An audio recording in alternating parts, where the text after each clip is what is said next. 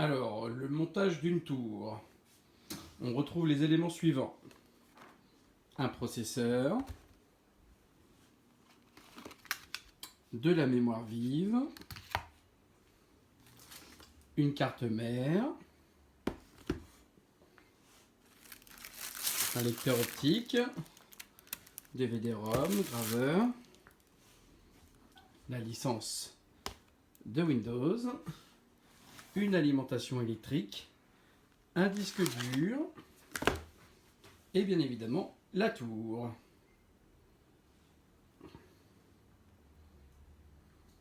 Alors, on s'occupe toujours de la préparation ainsi.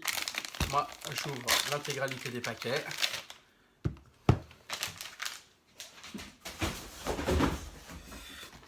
Donc, ça c'est la carte mère.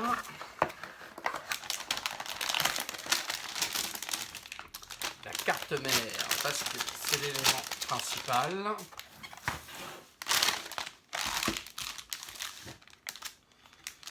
Ça, c'est le support du processeur. Donc on l'ouvre, on retire la protection et on vient y insérer le processeur.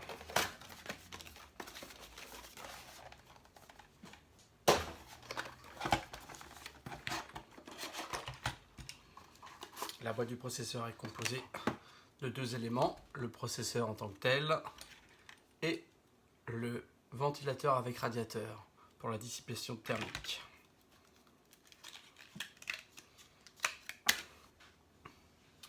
Nous avons deux détrompeurs sur le côté, là et là. On ne peut pas se tromper. On place délicatement le pros, on referme. Il est fixé. On prend le ventilateur CPU.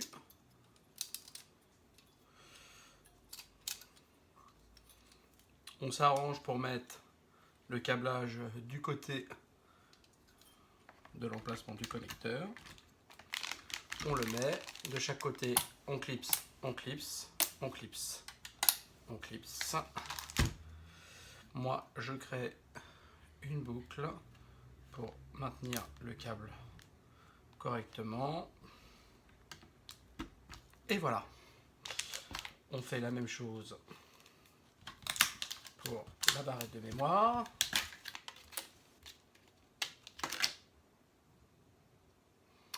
Dans le cas présent, une épérisfurie DDR4, je pense de 4 Go.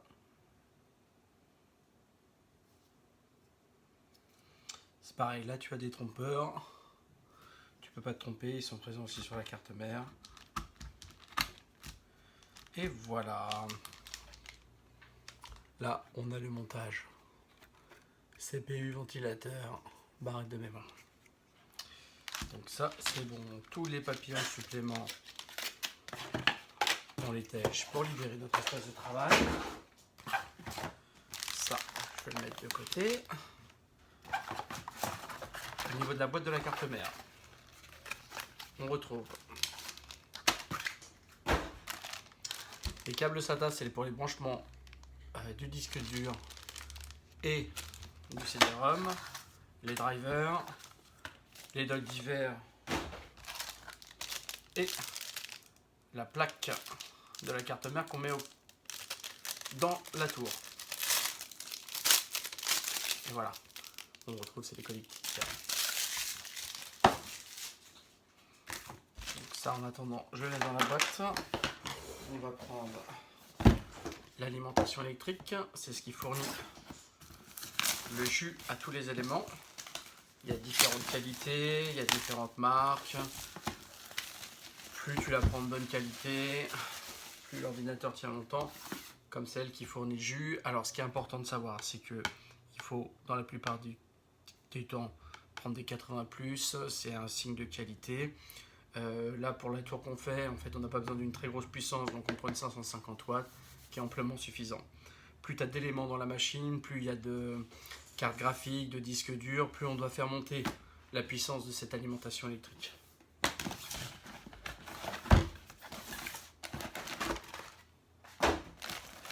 Alors,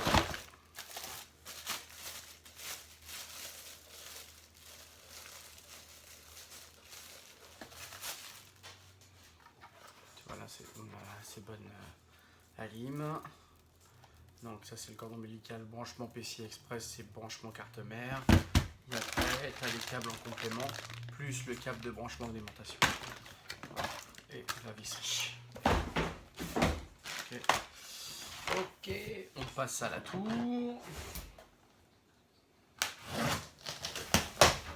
Alors, c'est extrêmement rare de voir des tours livrés avec des alimes. Normalement, les tours, c'est les tours. Et après, on y rajoute la lime qu'on veut.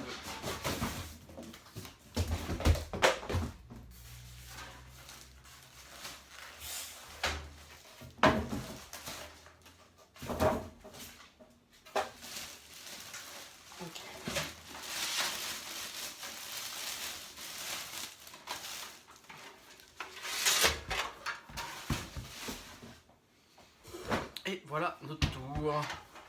Donc, on ouvre.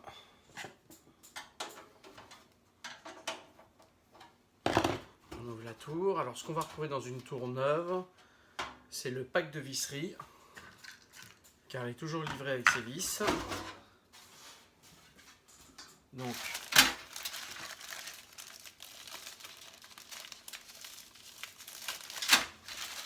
tu vois, elle est toujours fournie avec son petit paquet de vis et de Rislan. Voilà. Donc là, c'est une tour ATX. C'est même du micro ATX. C'est la taille en fait intérieure qui détermine si c'est ATX, micro ATX ou pas.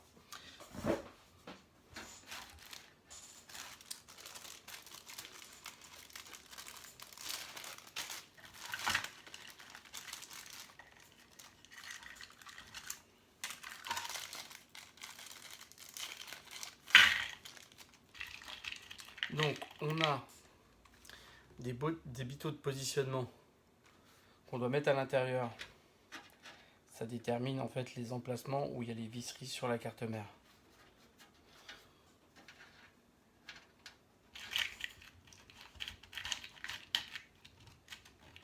Donc quand tu n'es pas sûr, tu repositionnes la carte mère pour vérifier.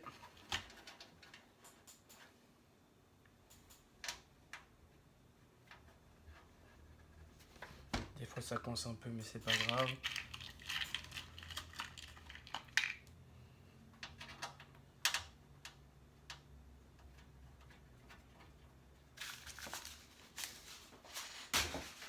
Voilà. On a un outil de serrement.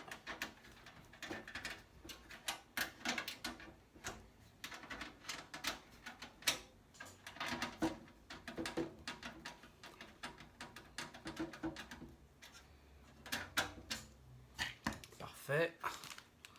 On vérifie le positionnement.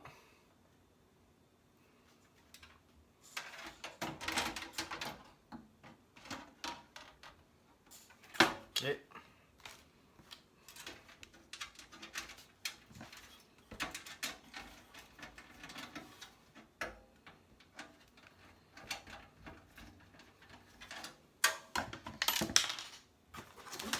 On reprend la petite plaque de tout à l'heure pour la remettre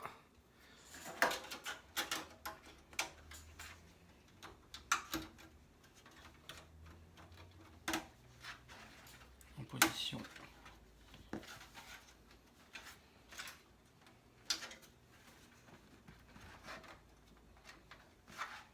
Voilà.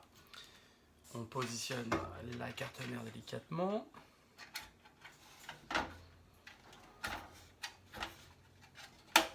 Je remonte un peu les bitots pour pouvoir faire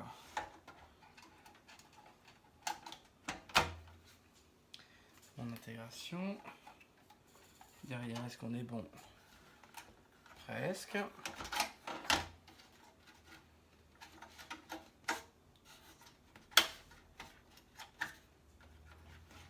On y retourne. Et là, on est bon. Donc, on continue. On solidarise la carte mère à la tour.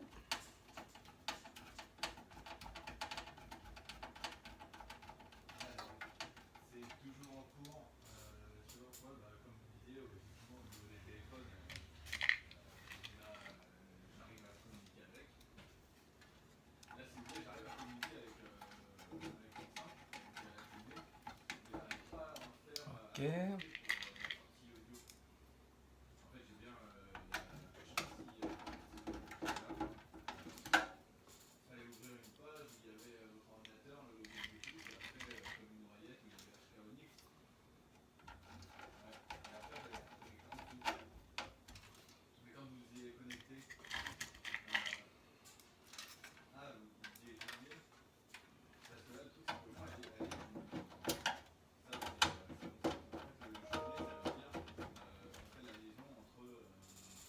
Et la dernière.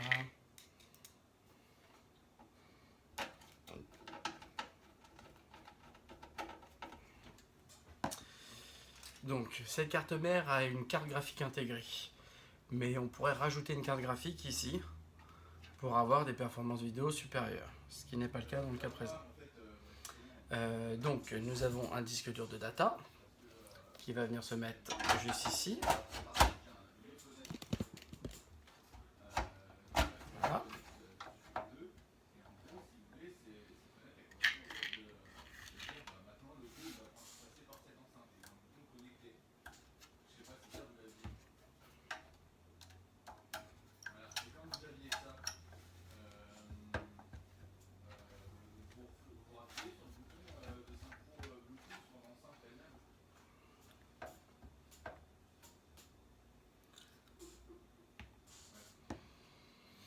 Voilà, donc on vise bien les deux vis.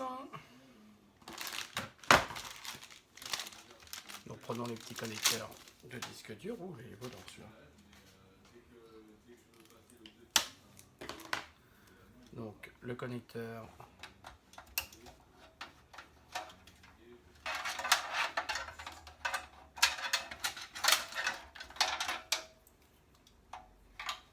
Là, je le fais en sens inverse. Du coup, je fais l'air un peu. Là. Et on vient se mettre en branchement sur le SATA 1. L'or n'a pas tellement d'importance. Voilà.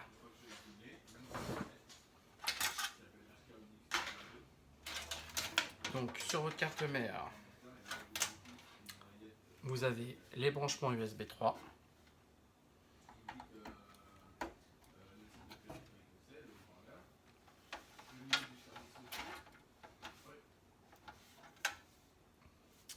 L'USB standard.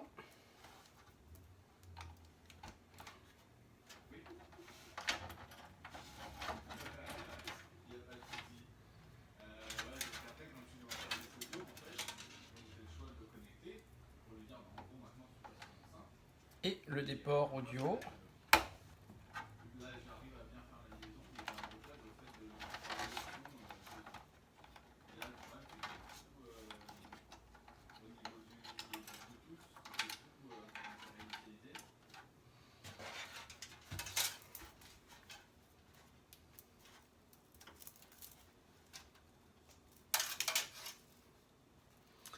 Et ça, c'est les câbles de branchement pour les LED, les boutons et ainsi de suite. Donc en fait, on retrouve ici le power switch.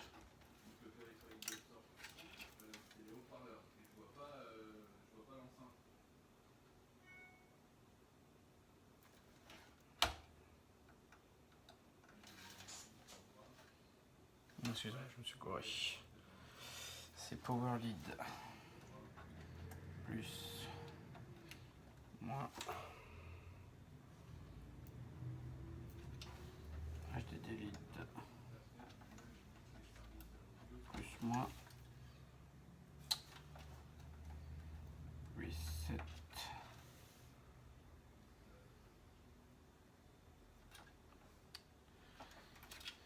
Et power.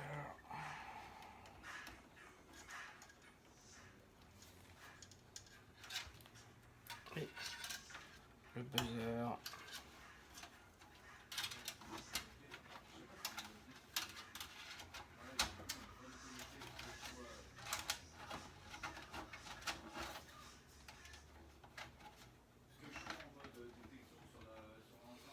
Et voilà.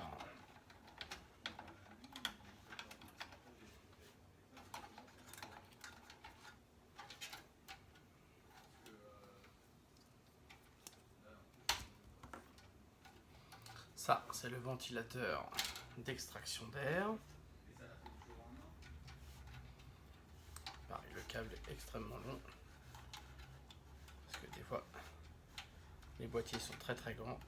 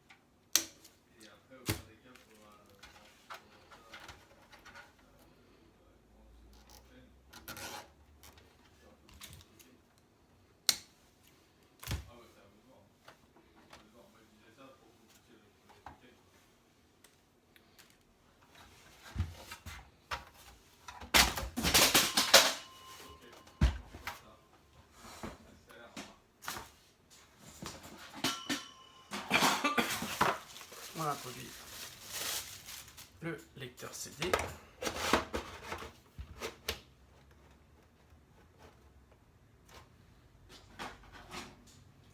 Donc sur le boîtier, on doit bien virer.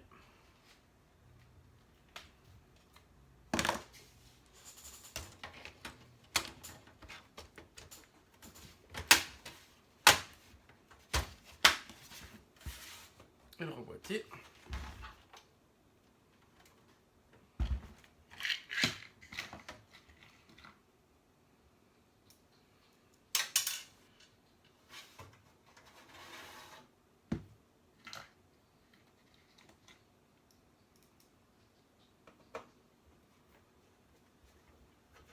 Je fixe le lecteur.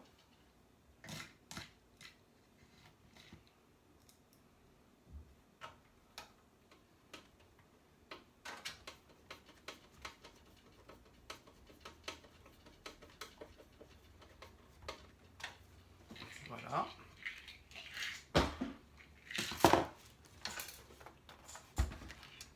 Donc le lecteur est fixé ici. Comme tout à l'heure,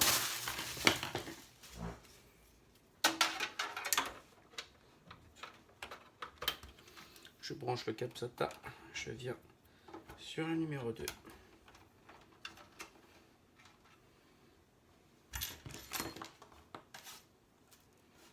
Je vais venir positionner mon alimentation électrique, ventilateur vers le bas.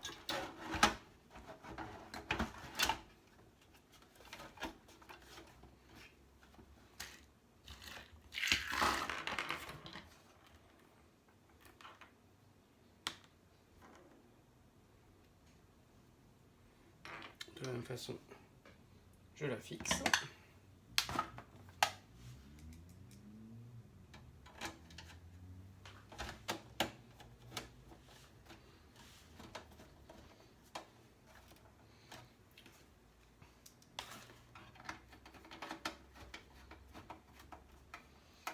Voilà.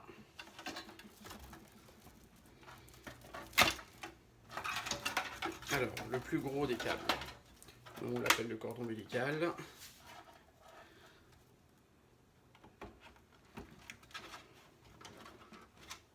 C'est lui qui vient donner le jus principal.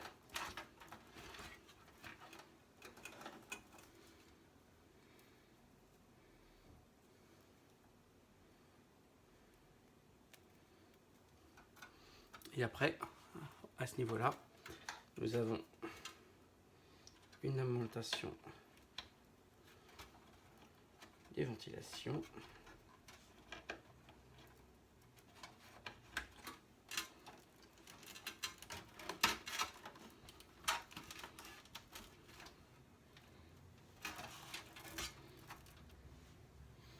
Alors il y en a qui sont spécialisés dans le câble management et qui font ça très très bien.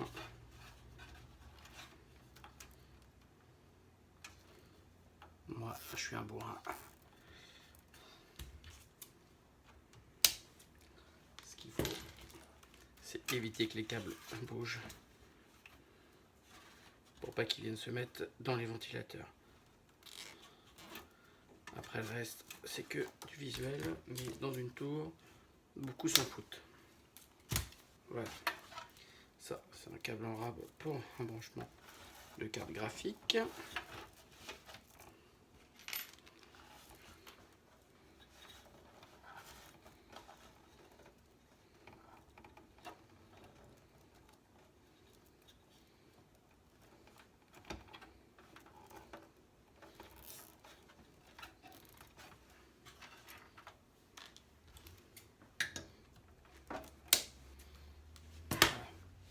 Donc, maintenant, il nous faut encore notre câble d'alimentation pour notre lecteur de CD-ROM et notre disque dur.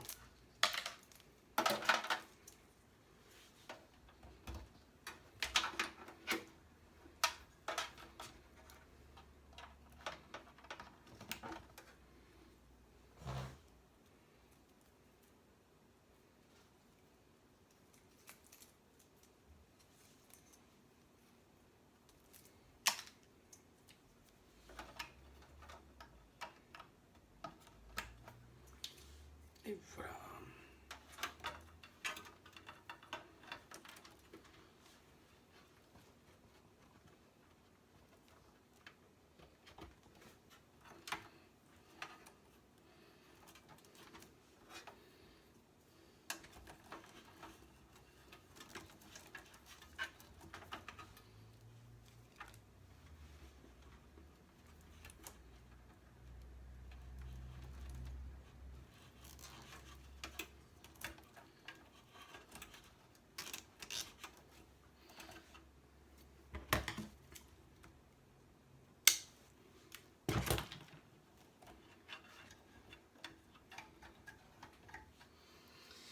Et voilà, notre tour est prête.